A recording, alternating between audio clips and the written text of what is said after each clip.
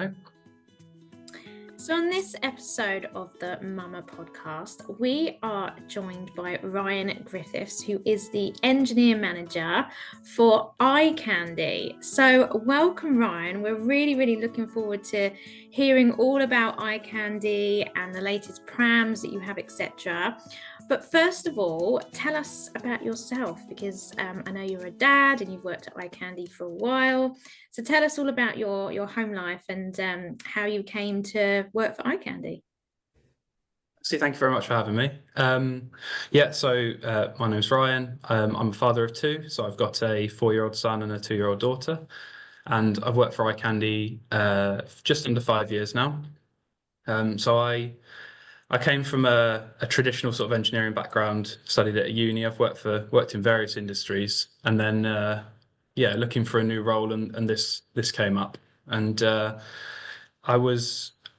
I had no idea about pushchairs at all. I haven't got any younger siblings. I haven't got I hadn't got any children at that stage. So it was a real kind of learning curve for me to understand what you need, what a pushchair or a high chair, what the requirements are really. And then shortly after I started the job, we then fell pregnant. So I've had that benefit of coming at it completely unprepared in that sense, and a bit naive, and then now having the experience and using all our products, and you learn along the way, what works for you as a parent and what the little features you can make that are a little more practical. It's fallen really nicely.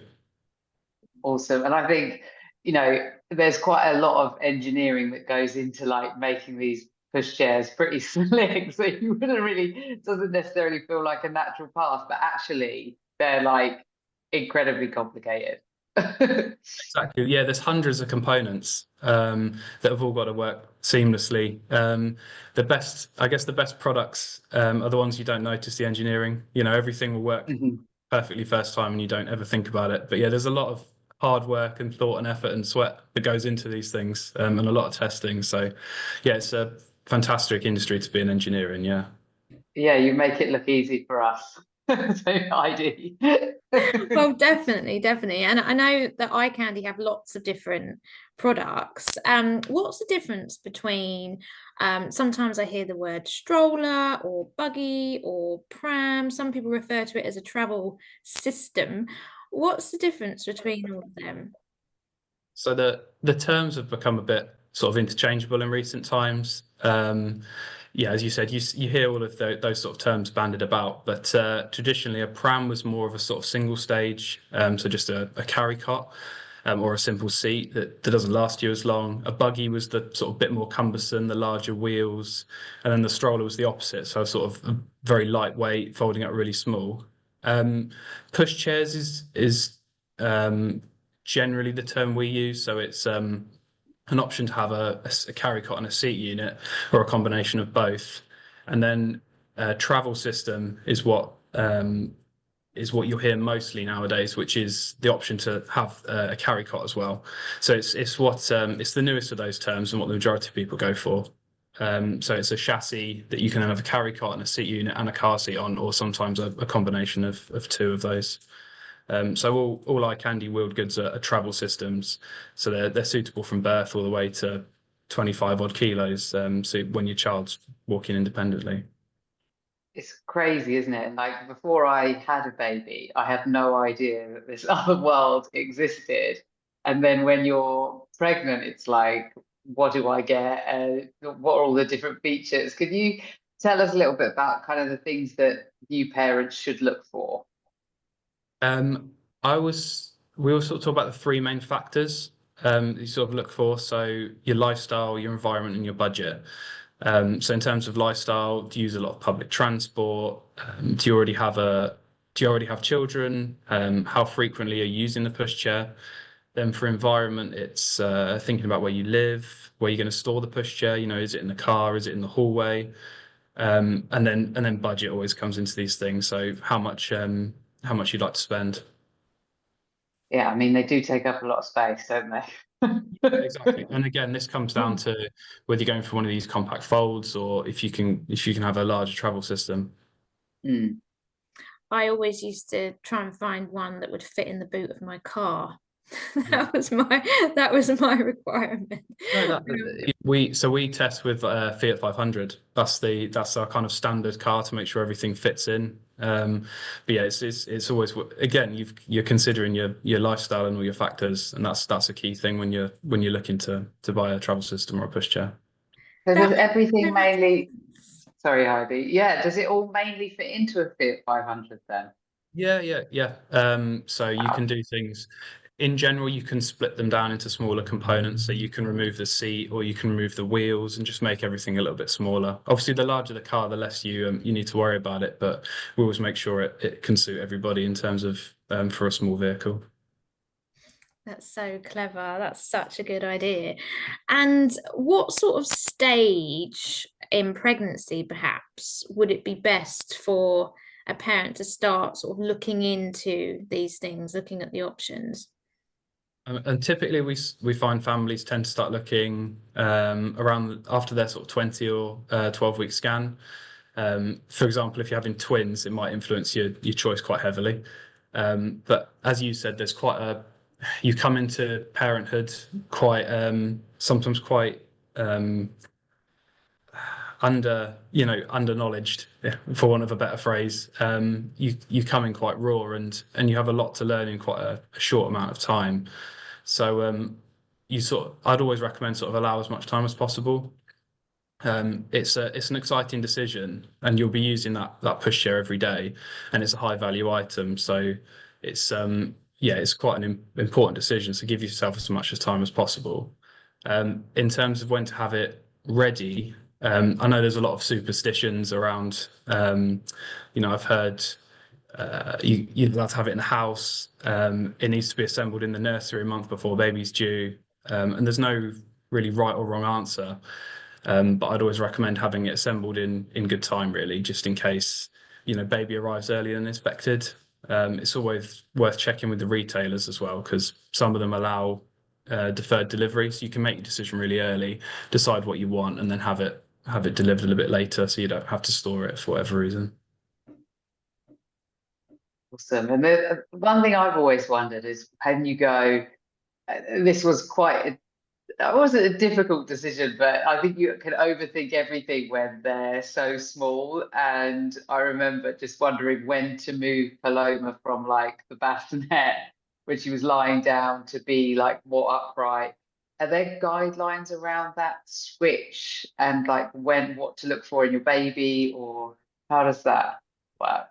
Yeah, I mean that's a great question because that's something we get asked a lot. It's kind of a real common worry sometimes. So all of our carry cots, bassinets, are suitable up to 6 months or 9 kilos. But so that's to allow a bit of leeway. But the key is when your child can sit up unaided, so they can sit and support themselves comfortably, consistently as well. So that basically means they have enough strength in the neck, and the risk of colic and asphyxiation and things like that is a lot lower. If you're ever in doubt, you can always speak to your GP as well, or contact our customer services. We're always happy to help. If your pushchair has a lie flat seat unit, such as our iCandy Core, you can safely put your baby in there from birth. So lie flat that's a term you'll see often around travel systems and the seat units. So lie flat doesn't mean necessarily completely flat 180 degrees, but it's about the angle from the back of the base to the seat back. And you'll see that in the marketing of any pushchair, so it's always worth checking with your manufacturer. It's also worth noting in terms of how long you can be in it. All of our carry cots, for example, are suitable for permanent overnight sleeping. That's something we've been approved by the Lullaby Trust. So it means that you can use your carry cot as a Moses basket or a travel cot. And then moving on to the seat unit, if possible, I'd always recommend to keep your child parent facing. So when they kind of graduate from the carry cot to the seat unit, it keeps that interaction so that it makes your child at that sort of 6 month to 12 month period, they're still getting used to the world around them and becoming a bit more aware of their surroundings. So they can keep an eye on you. You can keep an eye on them as much as possible as well. So you get any spillages, you can clean them up nice and quickly and make them feel nice and comfortable. And then when you get to around a year, you can tell this. I remember with my eldest, you can see them sort of like peering out of the seat, trying to look at everything around them. So that's when you can then go to the world facing position, which is basically facing away from you. So what we make sure all our pushchairs do is have that parent and that world facing option for the seat. So again, that's another little feature you might want to look for when you're considering your options.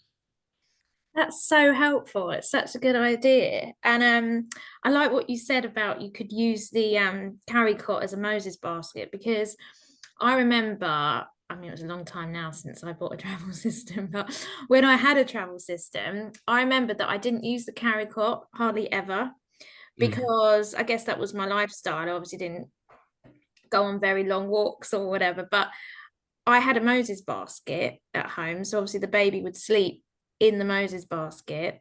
And then when you're sort of out and about on very short journeys, you're literally taking the car seat out and clipping it into the frame, and off you go with the car seat, and then you end up at your destination. And so I hardly ever use the actual pram carry cot bit onto the travel system. So that's a good point. I suppose you don't need a Moses basket actually. If you've got one of them, you can just use that as the Moses basket and let them sleep in it. That's such a good idea.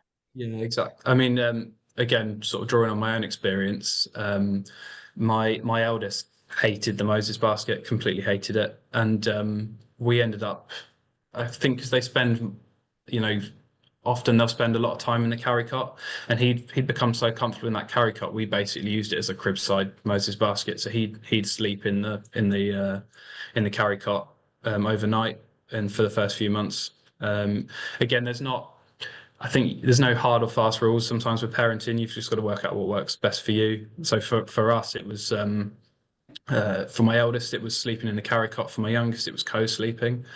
So there's often kind of you read these books and parenting books, and they're so precise, but you've got to work out what works for you, really. So how long would a travel system like that last for? Because I guess if you can use it as a toddler, so then it's world facing, would that last a lot longer than a standard pushchair, for instance?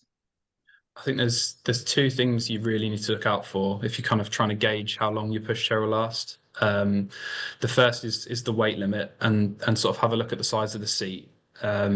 So that'll determine how long your child can actually stay in it for. So all our all our seats go up to 25 kilos, which is slightly above the industry standard.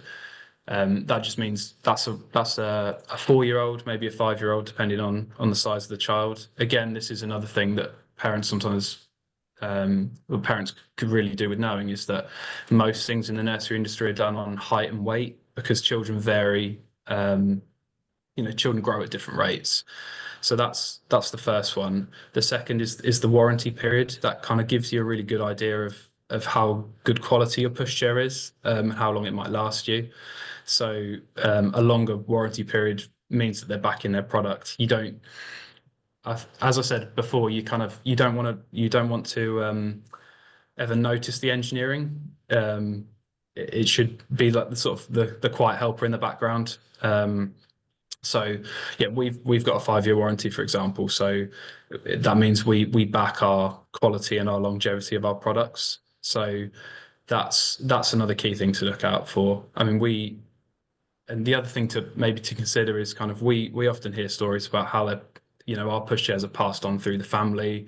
You might gift it to a friend, a younger sibling, and they can last generations. They're kind of designed to last generations. So that's sometimes what what you should consider when you're looking to buy a pushchair. And talking about longevity, and you've spoken a lot about kind of features that we should look for, and like what makes it user friendly and the engineering that sits behind that. What would you say from a safety perspective is important? Without getting too sort of technical, I won't bore you for hours, but Did you just take a look at us and think, no, yeah, we won't go yeah, there? yeah. I don't know how long you want the podcast to be, but I won't go too mad. But the the advice I'd always give is make sure your pushchair or your travel system or whatever you buy adheres to the local safety standard. So in Europe, it's EN 1888, EN 1888. So make sure you look out for that. Um, you don't legally have to meet that standard to sell a pushchair. So, but that just determines that it's achieved that amount of quality. It kind of goes without saying, but safety is always the number one priority when we're designing products. That's safety for baby, child, and parent as well. In terms of kind of specific features, harnesses with buckles and brakes are obviously key requirements. And then the other thing we always think about is those kind of ergonomic adjustments in the designs. So having adjustable handlebar heights and a nice easy touch points, easy to press, it puts less physical strain on your parents. One thing that we're quite well known for is what we supply things called elevators, which just bring the seat or the carry cot a bit higher up. And the main or one of the main benefits, other than kind of easier interaction with your child, is if mum's had a C-section, she can't really bend at the waist, so it just helps to raise baby up, particularly when getting them in and out of the carry cot. So it's all those little and it comes with experience, but it's all those little features that kind of help. Not necessarily that, when you think of pure safety, you don't necessarily think of that, but yeah, ergonomics and things like that are really important for health of mum and dad as well. Definitely. I never knew that. That's such a great feature. What other sort of features should we be looking out for? Because I just remember, when I was looking for a pushchair, it's so hard to work out what is going to be beneficial and what isn't until you actually have your baby and you're practically using it. So what other things do you think could really benefit people? From personal experience, I think single to double is brilliant. It's what we're really, really well known for as a brand. But so that is a travel system that can take two seats or a seat in a carry cot or two carry cots. The reason I recommend that a lot is just use my two children as an example. My eldest and my youngest have a 2-year, 2-month gap. So my daughter went in the carry cot when she was first born, and my son then sat on the seat unit, and we could use the same pushchair. So it means you haven't got to worry about squeezing through doorways, but also you don't have to worry about buying another pushchair 2 years down the line. I appreciate parents are often really, really focused on baby number one, but sometimes it's worth thinking about, are you looking to have 2 or more children? Other features, integrated ride-on boards. They're a really nice feature. Again, it's the same sort of principle. So once your little one gets a bit older and they start walking, but aren't comfortable walking long distances, when they get tired, they can hop on the ride-on board. So we integrate all of ours, so they're built in from the start. So now they're older. As I said, I've got a 4 and 2-year-old. He's now on the ride-on board all the time. It helps you get to preschool on time for sure. But yeah, in having them integrated rather than having to buy later down the line, also it's another one less thing to worry about really. One sort of build quality over sort of lifted weight is another thing. So at the consumer shows, we get a lot of sort of prospective parents coming onto the stand, and they're bicep curling the pushchair when it's folded, and because they've been told to look at weight, but you're never going to stand there and bicep curl it. Most of the time, you're going to you're going to push it to the back of your car, fold it up, and then sort of lift it in with 2 hands after you've got your children into the car seats. So, but that build quality is the thing you really want. So it's talking engineering again, it's those proper bearings and reliable mechanisms. They do tend to weigh a little bit more. They tend to be steels and aluminiums rather than sort of cheaper plastics.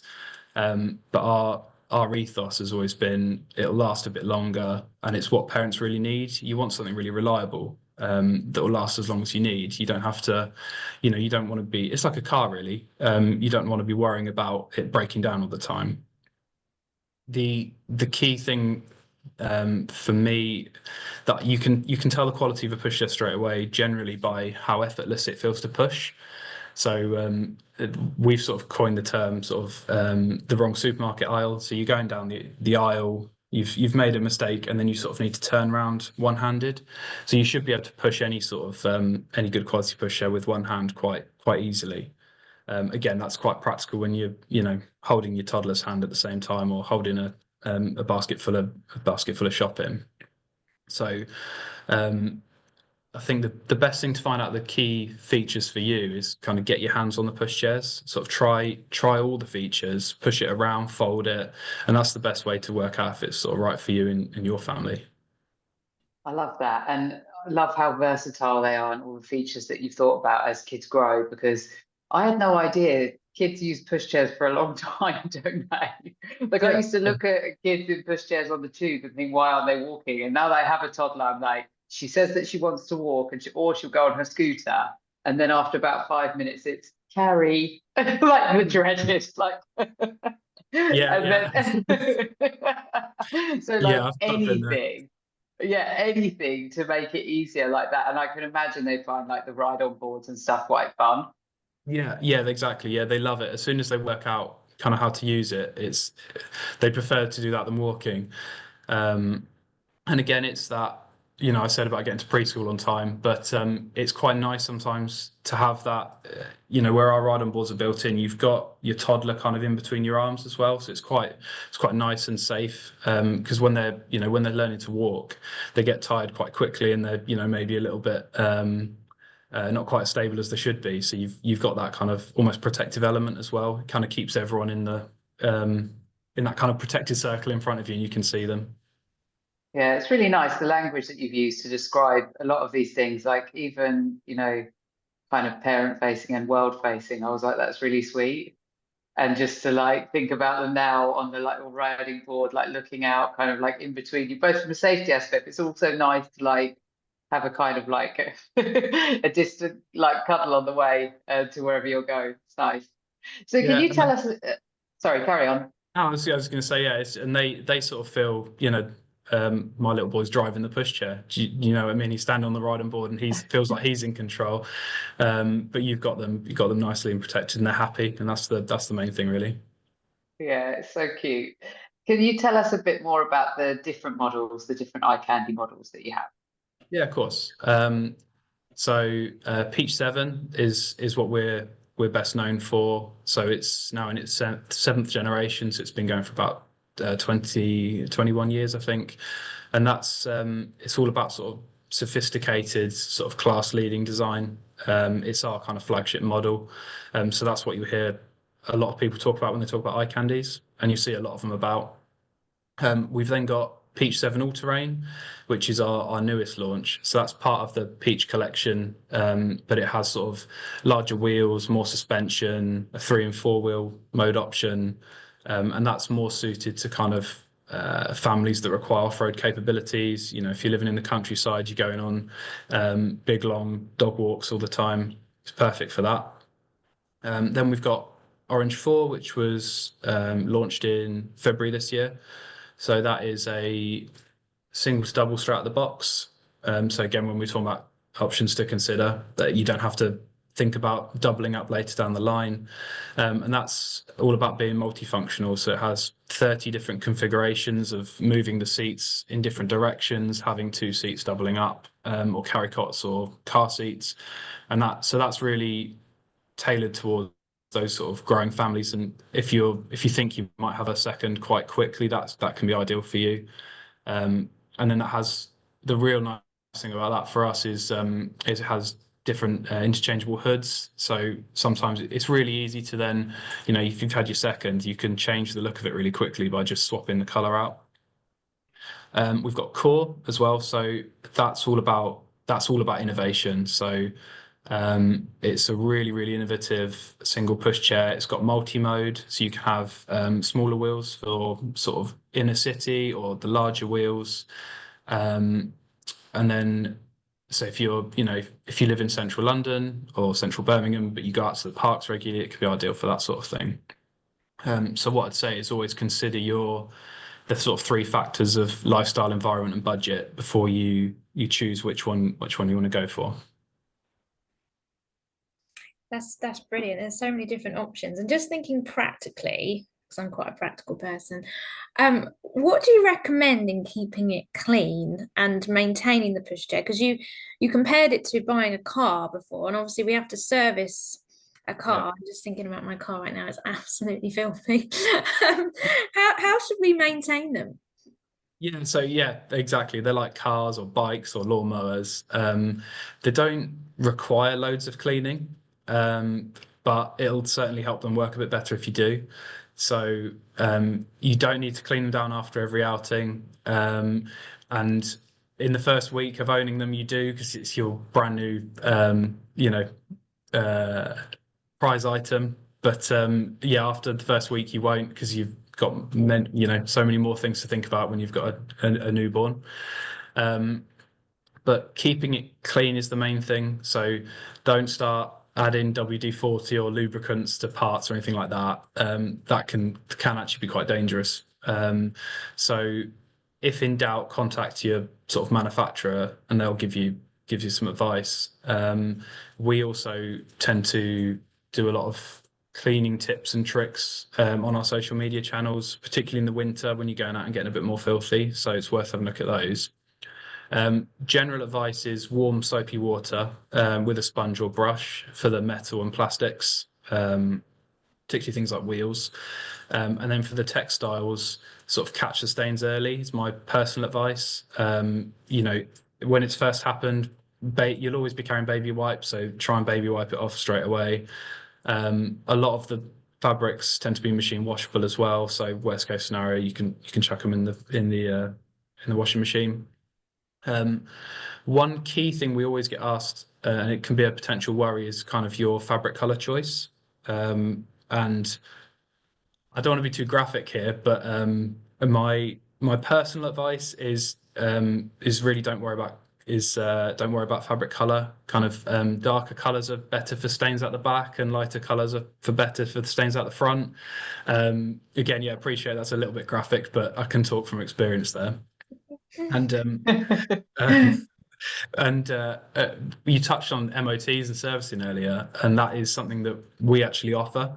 So yeah, if your pushchair is a little bit more than well loved, you can always have a service for MOT. So you send it back to us, we'll do a thorough clean, service all the parts. So on the highest level service, it's a thorough clean, re-lubricate all the internal parts, replace any worn parts, and you end up with something that looks basically brand new. So you can always think about that if you're going to sell it, or but even between children, or yeah, if it's really been well used, it saves you a bit of effort then. I was just thinking, like, the state of the car seat and the pram. Like when somebody wants to borrow it, you're not expecting it, and you're like, Yeah. here you are. Yeah, you worry about it so much at the start, and then yeah, after a couple of months, you're giving them snacks and stuff in the pushchair, and you've got crumbs everywhere. It's Yeah.